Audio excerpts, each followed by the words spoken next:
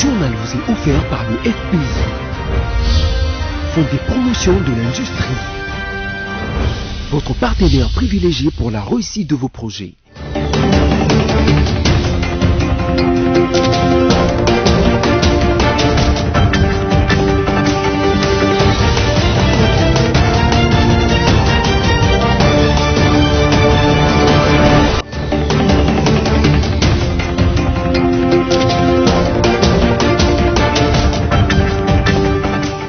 Ça a toujours été un plaisir de vous retrouver sur BSC Télévision, mesdames et messieurs. Bienvenue à cette grande édition du journal. Voici les titres. Bobo Boloko, gouverneur de la province de l'Équateur, a été destitué mardi 6 juillet par l'Assemblée provinciale. Et puis, en séjour à Goma, le président du Sénat, Modeste Bahati Lukwebo, s'est exprimé devant la presse locale sur la levée des immunités du sénateur Matata Mponyo. Enfin, Jovenel Moïse, président haïtien, assassiné la nuit du mardi 6 juillet 2021 dans sa résidence par des personnes non autrement identifiées. Et voilà, réagissons devant la presse à Goma où il se trouve le président du Sénat, Modeste Bahati Lukwebo, s'est exprimé sur la levée des immunités du sénateur Matata Mponyo. Pour le président du Sénat, c'est juste une façon de permettre à l'ancien Premier ministre d'aller présenter ses moyens de défense devant la justice congolaise. Suivez. Arrivé mardi 6 juillet 2021 à Goma, au Nord Kivu, le président de la Chambre haute du Parlement, Modeste Bahati Lukwebo, s'est confié à la presse gomatracienne au sujet des immunités du sénateur Augustin Matata Mponyo. Bahati Lukwebo dit que la justice a estimé qu'il y a des bénéfices de paiement du trésor public qu'il n'arrive pas à retracer et qu'on considère comme des fictifs. Voilà pourquoi nous avons autorisé les poursuites. Par ailleurs, il a expliqué que le Sénat a appliqué justement les lois et les règlements intérieurs de la Chambre haute. Ce qui est prévu aux différents articles qui concernent les poursuites judiciaires et la levée des immunités, tous ces articles ont été scrupuleusement observés. Au départ, vous savez, il y avait le premier dossier qui concernait Bukangalonzo et nous avons laissé à chaque sénateur la possibilité de s'exprimer en âme et conscience, a dit Modeste Bahati. On va parler éducation dans ce journal. Le ministre de l'EPST, Tony Mwaba, a présenté et remis officiellement les codes de bonne conduite du personnel enseignant aux responsables du sous-secteur du ministère de l'enseignement primaire, secondaire et technique, ainsi qu'aux partenaires éducatifs, mardi 8 juillet 2021. Il s'agit d'un outil qui va réglementer la conduite enseignante. On écoute le ministre de l'EPST, Tony Mwaba. La République démocratique du Congo, notre cher et bon pays, a, conformément à sa constitution, consacré la gratuité de l'éducation de base pour tous ses fils et filles. Cette grande réforme, dont le processus de sa mise en œuvre est irréversible, vise l'accès de l'ensemble de sa population scolarisable à un enseignement de qualité qui se dispense dans un environnement inclusif et sécurisé. Pour marquer sa volonté de réaliser des progrès en direction de la gratuité de l'enseignement primaire, le gouvernement s'est engagé à mettre en place des programmes de renforcement de la gouvernance du système éducatif qui passent par des réformes transformationnelles pour changer les mentalités et incruster les normes, mécanismes et valeurs d'une bonne gestion, des vertus, des bonnes moralités et d'une responsabilisation des acteurs, notamment les administrations centrales, déconcentrées, décentralisées et les établissements scolaires. Ainsi, la cérémonie de séjour revêt un caractère particulier et je dirais même une importance capitale pour l'avenir de nos enfants dans la mesure où le gouvernement de la République, à travers mon ministère, vient de mettre en place une norme devant réguler le comportement du personnel enseignant, cet acteur majeur dans le sous-système éducatif, puisqu'il est un modèle de tout enfant qui fréquente l'école. Et c'est par lui que passe la transformation de l'état mental de l'enfant pour devenir une tête bien faite et une personnalité meublée de compétences nécessaires pour la société.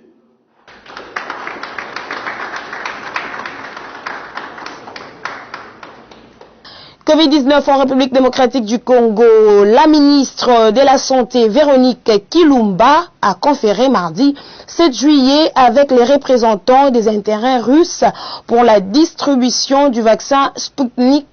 On écoute à ce sujet Jean Ruiz, représentant des intérêts de la Russie en République démocratique du Congo. L'entretien me paraît assez satisfaisant. Madame la vice-ministre connaissait le vaccin. Je lui ai donné quelques explications supplémentaires sur qui nous étions, qui nous représentions, parce que moi, en tant que je suis délégué par Afrocom, qui est une société de l'État russe qui s'occupe de tout ce qui est affaires en Afrique, et le RDIF, qui est le fonds souverain de l'État russe qui distribue le vaccin. Donc je lui ai donné toutes ces informations.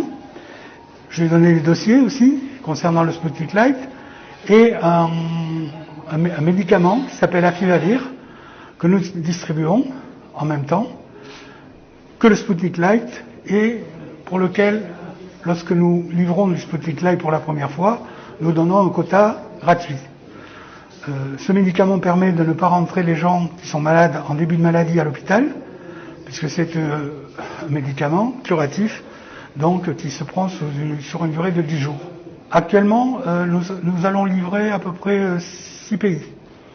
Donc le Nigeria, la RCA, le Cameroun, la Côte d'Ivoire, j'espère la RDC. Bobo Boloko, gouverneur de la province de l'Équateur, a été destitué mardi 6 juillet par l'Assemblée provinciale. Sur 20 députés qui ont participé à la plénière, 13 ont voté pour sa destitution alors que 7 ont voté contre. Suivez. L'Assemblée provinciale de l'Équateur a voté mardi 6 juillet pour la destitution du gouverneur Bobo Boloko. Sur 20 députés ayant participé à la plénière, 13 ont voté pour sa destitution alors que 7 ont voté contre. Visé par une motion de défiance, le gouverneur Boloko était accusé de détournement de deniers publics, d'incompétence et d'expoliation des espaces publics de l'État. Le gouverneur Boloko et son gouvernement étaient sous une motion de censure initiée par les députés Jean-Pierre Iloko, élu du territoire de Bassan-Koussou. Le gouverneur ne s'est pas présenté devant les députés pour s'expliquer au sujet de griefs retenus à sa charge. Notez que la plénière a été délocalisée suite à une présence des agents de sécurité déployés dans l'enceinte de l'hémicycle pour empêcher les députés de siéger. Information en dehors de nos frontières, la France place désormais la République démocratique du Congo dans la zone rouge suite au nombre de plus en plus croissant des cas de contamination à la Covid-19.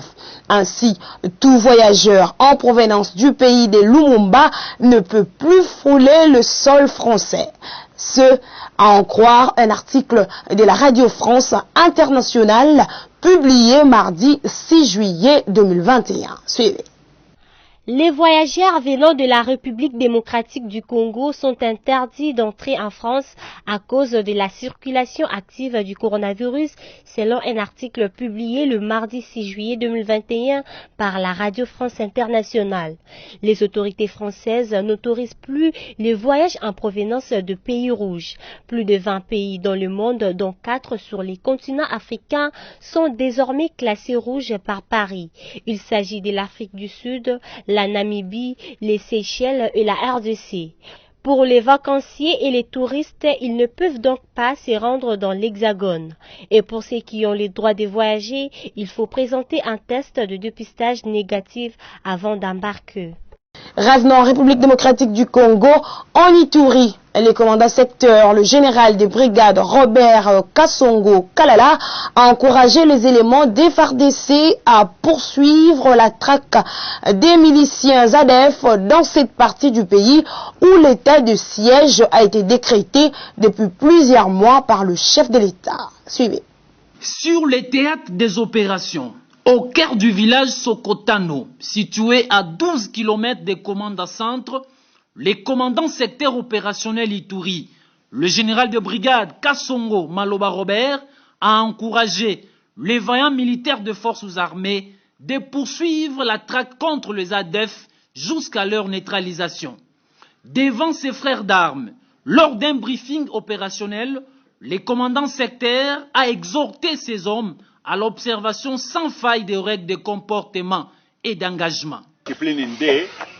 Moussala Soda, discipline est là, discipline de marche, discipline de tir, discipline personnelle. Moussala toye ko sa les a ko battre la population de biloko la bango. Monguna toza na etoye biye, eza ADF. Éviter dissipation de munitions de guerre.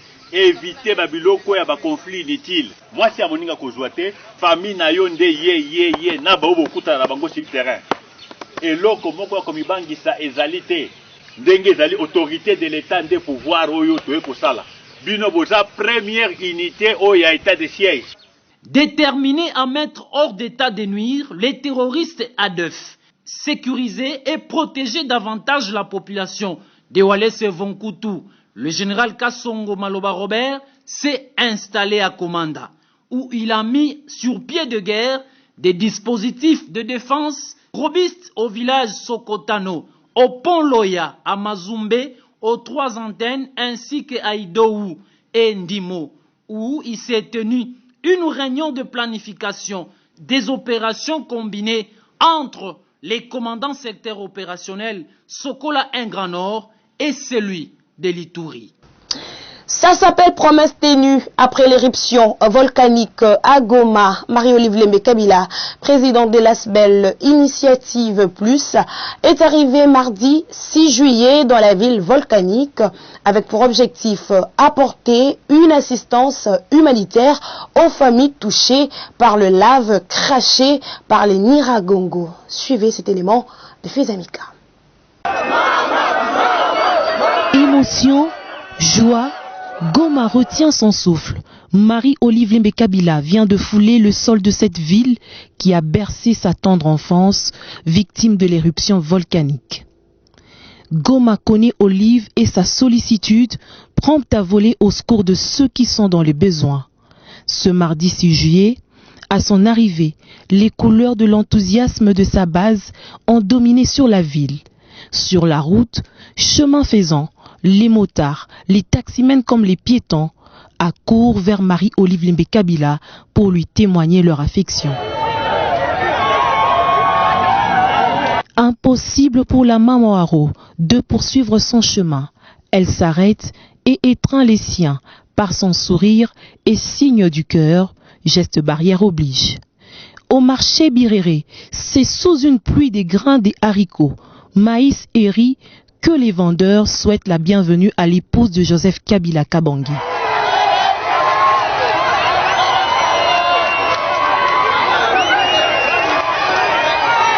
C'est plus fort que elle. Marie-Olive Lembe Kabila improvise, s'approche des vendeurs, parmi lesquels ses anciens collègues dans le commerce de haricots. Elle soutient leurs activités en achetant quelques denrées.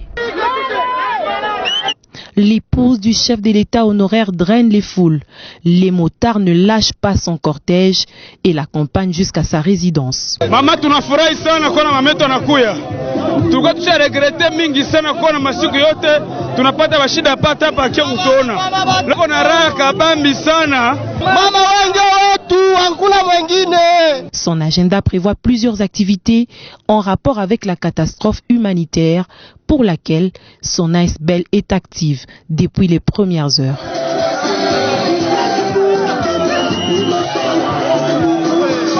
Incroyable mais vrai, Jovenel Moïse, président haïtien, assassiné la nuit du mardi 6 juillet dans sa résidence par 2 personnes non autrement identifiées. Selon le Premier ministre sortant Claude Joseph, il s'agirait d'un commando bien formé qui a abattu Jovenel Moïse. Je suis Kalamba.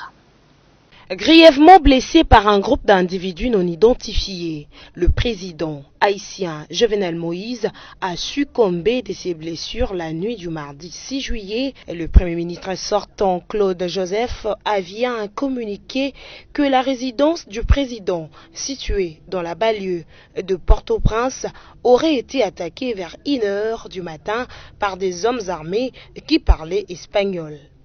À l'heure actuelle, une grande crise a envahi le pays où plusieurs cas d'assassinat des civils ont été déjà enregistrés.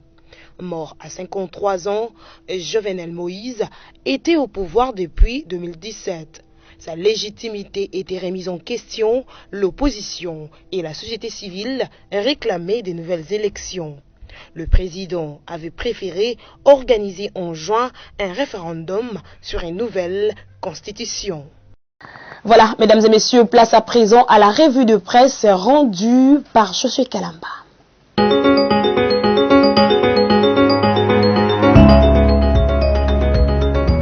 Mesdames et messieurs, bienvenue dans la lecture de journaux Paris ce jour à Kinshasa.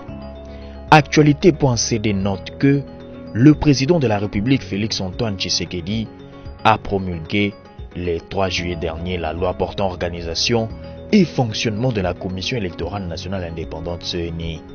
Cette nouvelle loi a été adoptée le 4 juin à l'Assemblée nationale et le 11 juin au Sénat en seconde lecture avant que la Cour constitutionnelle la déclare conforme à la Constitution le 1er juillet. D'un site à un autre, Politico.cd invoque des vues diamétralement opposées sur cette question portant organisation et fonctionnement de la Commission électorale nationale indépendante CENI. Les confessions religieuses font savoir qu'il faut que nous mesurions toute la pertinence d'avoir un processus apaisé et crédible en 2023. Aujourd'hui, il n'y a pas les confessions religieuses qui militent pour un accord entre les parties prenantes au processus électoral. Cependant, cette loi ne fait pas l'unanimité au sein de la classe politique congolaise, indique 7sur7.cd. Certaines formations politiques, notamment la coalition Lamuka, que dirigent Martin Fayulu et Adolphe Muzito, estiment que la nouvelle loi sur la CENI, telle qu'adoptée, consacre la politisation de la centrale électorale. Par contre, l'Union sacrée de la nation pense que cette institution d'appui à la démocratie ne peut pas être apolitique. Parmi les innovations qu'elle apporte, il y a l'augmentation du nombre de membres de la plénière de la CENI. En effet, il passe de 15 en raison de 5 pour la majorité, 5 pour l'opposition et 5 pour la société civile. De ces faits, 7 d'entre eux siégeront au bureau qui sera dirigé par un délégué des confessions religieuses. Mesdames et messieurs, c'est la fin de cette revue de presse. Merci de l'avoir suivi.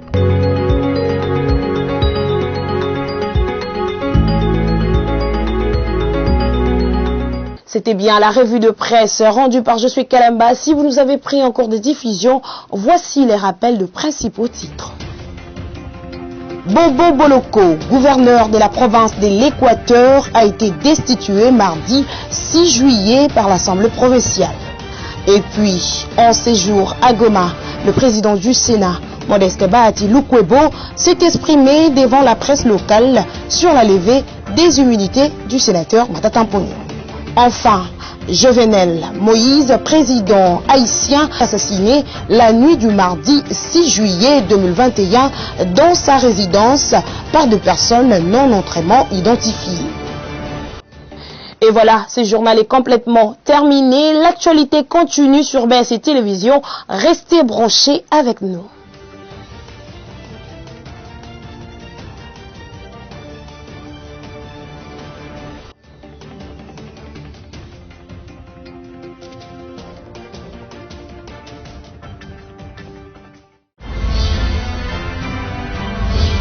journal vous a été offert par le FPI, Fonds des promotions de l'industrie, votre partenaire privilégié pour la réussite de vos projets.